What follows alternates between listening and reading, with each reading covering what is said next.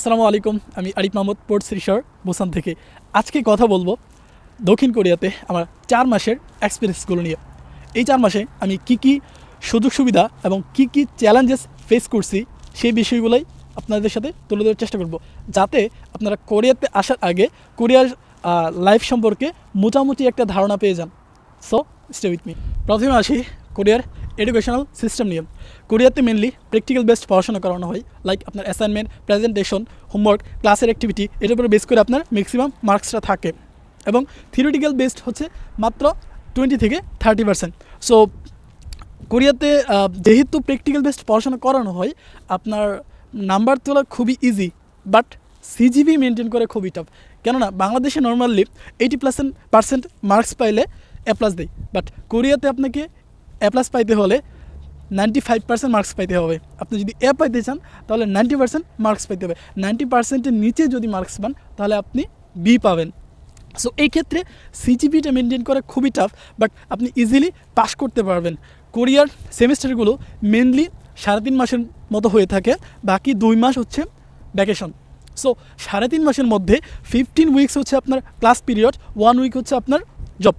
So এখানে marking ক্রাইটেরিয়াটা হচ্ছে আপনার 10% অ্যাটেন্ডেন্সের উপরে, 10% হোমওয়ার্কসের উপরে, 20% হচ্ছে আপনার প্রেজেন্টেশনের উপরে, দেন হচ্ছে আপনার মিড টার্মে আছে 20 থেকে 25% এবং বাকিটা আপনার ফাইনাল টার্মে কাউন্ট করা হয়। সো এই ক্ষেত্রে ম্যাক্সিমাম ইউনিভার্সিটিগুলোতে আপনার ক্লাস অ্যাবসেন্ট করার, ক্লাস অ্যাটেন্ডেন্সের যে বিষয়টা, এটা খুবই গুরুত্বপূর্ণ। কারণ হচ্ছে আপনি যদি 5টার উপরে ক্লাস মিস দেন তাহলে হয়তোবা আপনার ফেল আসতে পারে, এই ক্ষেত্রে নো কনসিডার। তো আপনি যদি কোনো অনিবার্য কারণবশত এই ক্লাসগুলো মিস করেন, 5টা বা 7টা ওদের বেঁধে দেওয়া যেই ক্লাস পিরিয়ড আছে, তাহলে হয়তো আপনার ফেল আসতে পারে, বা ফেল না আসলেও আপনার সিজিপি এটা অনেকটাই কমে যাবে। কোরিয়াতে আসার পরে সবচেয়ে বেশি সাফার হইতে হয়েছে খাবার নিয়ে। কারণ হচ্ছে এখানকার 95% মানুষ পর্ক খায় এবং ওদের প্রায় 90+% খাবারে পর্ক থাকে, বা হচ্ছে কোনো না কোনোভাবে মিট থাকে, যার কারণে হচ্ছে যে এই খাবারগুলো আমাদের জন্য হালাল না হয় আমরা খাইতে পারি না। একটা ব্যাপার হচ্ছে বোসান এরিয়াতে আপনার হালাল শপ হচ্ছে খুবই কম। কিছুদিন আগ পর্যন্ত দংইউ এরিয়াতে কোনো হালাল শপ ছিল না। রিসেন্টলি একটা হালাল শপ হয়েছে, যেখান থেকে আমরা আমাদের মোটামুটি খাবারগুলো, হালাল ফুডগুলো পেয়ে থাকি, লাইক হচ্ছে যে মুরগি, গরু, বা হচ্ছে ডিফারেন্ট কাইন্ড অফ মাছ আর টুকটাক সবজি, এইগুলো হচ্ছে যে মোটামুটি এই শপটা থেকে পাওয়া যায়। অ্যান্ড কিয়াংসাং এরিয়াতেও জাস্ট একটা না দুইটাই হচ্ছে হালাল শপ রয়েছে। এছাড়া এদিকে আশেপাশে আর তেমন কোনো হালাল শপ নাই, যা সব কিছু হচ্ছে যে আপনার গেমে থেকে ইম্পোর্ট করতে হয়। সো এই ক্ষেত্রে আমরা যখন কোনো কোরিয়ান শপ থেকে খাবার কিনতে যাই, আমাদের সর্বোচ্চ সতর্কতা অবলম্বন করতে হয় যে খাবারটা কি হালাল নাকি হারাম। সো এই ক্ষেত্রে একটু হালাল ফুডের ক্রাইসিস আছে। সো আপনারা যখন প্রথম কোরিয়াতে আসবেন, মানে ল্যান্ড করবেন, তার আগে চেষ্টা করুন পর্যাপ্ত পরিমাণে স্ন্যাক্স নিয়ে আসার জন্য। অনেক স্টুডেন্ট আছে যে নিজেরা রান্না করতে পারে না, বা হচ্ছে যে এখানে আসার পরে হয়তো বা মেন্টালি একটু সিক থাকে, তো ওই সময় আসলে রান্নাবান্না করা তেমন একটা ভালো লাগে না। সো চেষ্টা করবেন যে যতটুকু সম্ভব স্ন্যাক্স নিয়ে আসার জন্য, শুকনা খাবার নিয়ে আসার জন্য, যাতে হচ্ছে যে আপনার অ্যাটলিস্ট 15-20 দিনের মতো চলে। এরপর আসি সবচেয়ে বেশি গুরুত্বপূর্ণ যে বিষয়, সেটা হচ্ছে ল্যাঙ্গুয়েজ ব্যারিয়ার্স নিয়ে। এখানে আপনার একদম সকাল থেকে সন্ধ্যা পর্যন্ত আপনি যেই কাজগুলো করতে জান না কেন, আপনাকে অবশ্যই ল্যাঙ্গুয়েজ জানা থাকতে হবে। হয়তো আপনি ল্যাঙ্গুয়েজ না জানলেও যদি খুব বেশি সৌভাগ্যবান হন, জব পেয়ে যাইতে পারেন, বাট আপনার তো আদার্স কাজগুলো কোরিয়ান ল্যাঙ্গুয়েজে চালাইতে হবে। সো এই ক্ষেত্রে আপনার অবশ্যই উচিত কোরিয়াতে ভালোভাবে সার্ভাইভ করার জন্যে ল্যাঙ্গুয়েজটা শিখে আসা। কারণ আপনি ল্যাঙ্গুয়েজ শিখে আসলে আপনার ডেইলি যে কমিউনিকেশনগুলো বেসিক, লাইক বাজার করার ক্ষেত্রে, ট্রান্সপোর্টেশন ইউজ করার ক্ষেত্রে, সব থেকে কোনো কিছু কেনার ক্ষেত্রে, কারোর সাথে কমিউনিকেশন করার ক্ষেত্রে আপনার এই ল্যাঙ্গুয়েজটা কাজে দিবে। আর সবচাইতে বড় কাজে দিবে আপনার জবের ক্ষেত্রে। আপনি যত ভালো ল্যাঙ্গুয়েজ পারবেন তত ভালো জব পাবেন, তত তাড়াতাড়ি সহজেই আপনার জব হবে। আর কোরিয়াতে মিনিমাম লিভিং কস্ট হচ্ছে 35 থেকে বাংলা টাকায় 50,000 মতো। সো কোন কোন খাতে খরচ হয় একটু বলি। ফার্স্ট হচ্ছে যে আপনার অ্যাকোমোডেশন রেন্ট বাবদ 22 থেকে 25,000 মতো টাকা যাবে। আপনি যদি গোশিয়নে থাকেন তাহলে 22 থেকে 25,000 মতো, অ্যাপার্টমেন্টে থাকলে আপনার কিছু কম যাওয়ার সম্ভাবনা আছে, 18 থেকে 20,000 মতো। দেন হচ্ছে আপনার খাওয়া খরচ। তো খাবার বাবদ আপনার মান্থলি কস্ট হচ্ছে 10,000 মতো যাবে হায়েস্ট, আপনি যত যাই কিছুই খান না কেন। অ্যান্ড আপনার ট্রান্সপোর্টেশন কস্ট আছে প্রায় খাবার খরচের মতোই। কোরিয়াতে ট্রান্সপোর্টেশন কস্টটা অনেক বেশি আমার কাছে মনে হয়েছে পার্সোনালি। কারণ হচ্ছে আপনি যতবার বাসে বা সাবওয়েতে উঠতেছেন ততবার হচ্ছে আপনার বাংলা টাকায় 120 থেকে 30 টাকা কেটে নিতেছে। এটা হচ্ছে আপনি একটা স্টেশন পরে নেমে যান বা হচ্ছে যে 5টা স্টেশন পরে নেমে যান, দেন হচ্ছে আবার ব্যাক করার সময় আপনার আবার টাকা কাটতেছে 120 করে, মানে কোরিয়ান ওনে হচ্ছে যে আপনার 1600 ওন করে।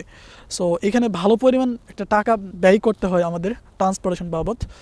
অ্যান্ড হচ্ছে আপনার হেলথ ইন্স্যুরেন্স, যেটা প্রতি মাসেই আপনাকে পে করতে হবে। সো হেলথ ইন্স্যুরেন্সটা প্রায় 7,000-এর কাছাকাছি বাংলা টাকায় যায় এখানে। তাহলে হচ্ছে আপনার লিভিং কস্টে যাইতেছে, খাওয়া খরচ যাইতেছে, হেলথ ইন্স্যুরেন্স যাইতেছে, ট্রান্সপোর্টেশন যাইতেছে। তো এই সব কিছু মিলে হচ্ছে যে আপনার মিনিমাম 45 থেকে 50,000 টাকার মতো যাবে। আদার্স তো আপনার টুকটাক নিজের পার্সোনাল খরচ থাকে। সো কোরিয়াতে যেরকম আয় এরকম হচ্ছে ব্যয়। আপনি যদি মোটামুটি 8 থেকে 10 ঘন্টার জব করতে পারেন ভ্যাকেশনে, বা মাস্টার্স স্টুডেন্টরা যেটা করে, ধরেন হচ্ছে যে আপনি উইকলি 50 ঘন্টা কাজ করতেছেন, বাংলা টাকায় ধরেন হচ্ছে যে আপনার 42 থেকে 45,000 টাকার মতো আসতেছে। সো দেখা যাচ্ছে যে আপনার মাস শেষে প্রায় 2 লাখের কাছাকাছি টাকা আসতেছে। আর ব্যাচেলর যারা হচ্ছে পার্ট টাইম জব করে 5 ঘন্টা 6 ঘন্টা, তাদেরও হচ্ছে যে 1,20,000 থেকে 1,30,000 টাকার মতো আসতেছে। বাট আপনার এখান থেকে 40 থেকে 50,000 টাকা লিভিং কস্ট হিসেবে চলে যাবে। বুসান এবং সোলের সাথে যদি কম্পেয়ার করি, আপনার কোন রিজনে আসা উচিত, আমি অলওয়েজ বলবো যে চেষ্টা করেন সোলের দিকে থাকার জন্য। সোলের দিকে বলতে হচ্ছে এক্স্যাক্টলি সোলের মধ্যেই, সোলের আশেপাশে না। যেমন হচ্ছে যে ফার ইস্ট সোলের কাছাকাছি, বাট হচ্ছে যে ফার ইস্টে বর্তমান অবস্থা খুব বেশি একটা ভালো না। ওখানে জব ক্রাইসিস চলতেছে, অনেকে অনেক সমস্যা ফেস করতেছে। সো বুসানের আসার জন্য বলতেছেন এই কারণে, আপনি যদি ল্যাঙ্গুয়েজ না জানেন তাহলে হচ্ছে যে বুসানে রিসেন্টলি জব পাওয়াটা অনেকটাই কঠিন। কারণ হচ্ছে যে বুসানে যারা ছিল ভ্যাকেশনে হচ্ছে অনেকেই অনেক এলাকায় চলে গেছে, অন্য এলাকায় গিয়ে তারা কাজ বা জব করতেছে যারা জব পায়নি। আর যারা জব পাইছে তারা হচ্ছে যে টুকটাক এখানেই জব টপ করতেছে। সো আপনি যদি জবের নিশ্চয়তা চান, আমার মনে হয় বুসানে না আসাটাই বেটার হবে। কারণ বুসানে প্রচুর ইউনিভার্সিটি, তার সাথে হচ্ছে আপনার প্রচুর স্টুডেন্ট আসতেছে। বুসানে প্রায় হচ্ছে 4টা ইউনিভার্সিটি, 4টা ইউনিভার্সিটিতে আপনার অনেক স্টুডেন্ট। নেক্সট আসি রিলিজিয়নের ব্যাপারে। কোরিয়াতে ইসলামিক লাইফ মেনটেন করা খুবই কঠিন। কারণ হচ্ছে যে এখানকার ম্যাক্সিমাম মানুষ হচ্ছে সেকুলার, নয়তো আদার্স কোনো ধর্মের। সো এইখানে বুসান এরিয়াতে স্টিল নাও কিছুদিন আগ পর্যন্ত কোনো মসজিদ ছিল না। এখন একটা মসজিদ হয়েছে, যেটা হচ্ছে যে কিয়াংসিং এরিয়াতে। বাট দংইউ এরিয়া থেকে কিয়াংসিং এরিয়াতে যেতে আপনার 20 থেকে 25 মিনিটের মতো সময় লাগে। সো শুধুমাত্র জুম্মা বাদে আপনার আসলে ওইভাবে মসজিদে যাওয়ার মতো সুযোগ হয়ে উঠবে না।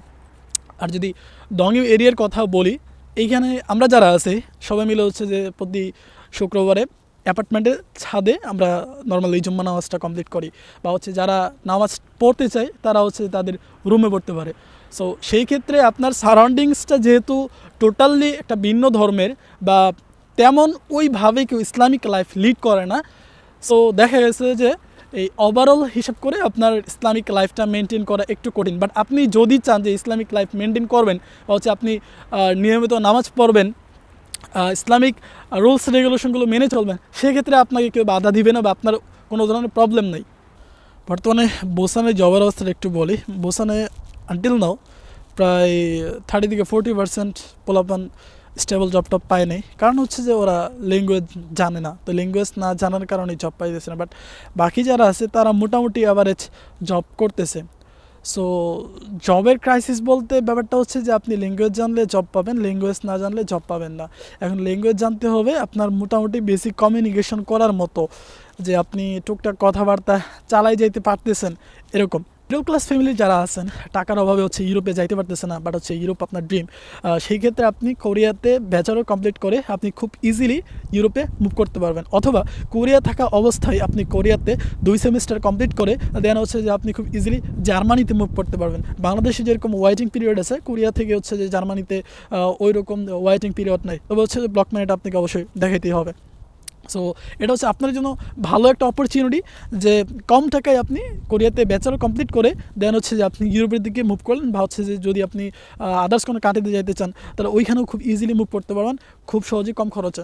কোরিয়াতে যদিও নাগরিকত্ব বা পিআর দেয় না, বাট আপনি পড়াশোনা কমপ্লিট করার পরে আপনি এইখানে জব করে বা আস্তে আস্তে আপনি আপনার ভিসাটাকে কনভার্ট করে জব ভিসা নিতে পারবেন, বা লম্বা একটা সময় লাগবে আপনি এখানে পার্মানেন্ট রেসিডেন্সি পাইতে, বাট পাবেন। তবে এটা হচ্ছে অনেক লেংদি প্রসেস, অনেকটাই জটিল প্রসেস।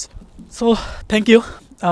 এই ছিল আমার 4 মাসের মতো কোরিয়াতে অভিজ্ঞতা। কোরিয়াতে যেরকম আপনার সুযোগ সুবিধা রয়েছে, তেমন কোরিয়াতে কিছু সমস্যাও রয়েছে।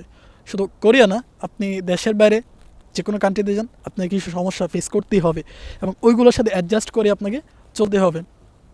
সো শুভকামনা যারা কোরিয়াতে ইন ফিউচারে আসতে চাইতেছেন। আপনাদের যদি সেলফ প্রসেস করতে কোনো ধরনের সহযোগিতা প্রয়োজন হয়, অবশ্যই আমাকে জানাতে পারেন। আমি সর্বোচ্চ চেষ্টা করব ইনফরমেশন গ্যাদার করে আপনাদেরকে হেল্প করার জন্য। So thank you for staying with me.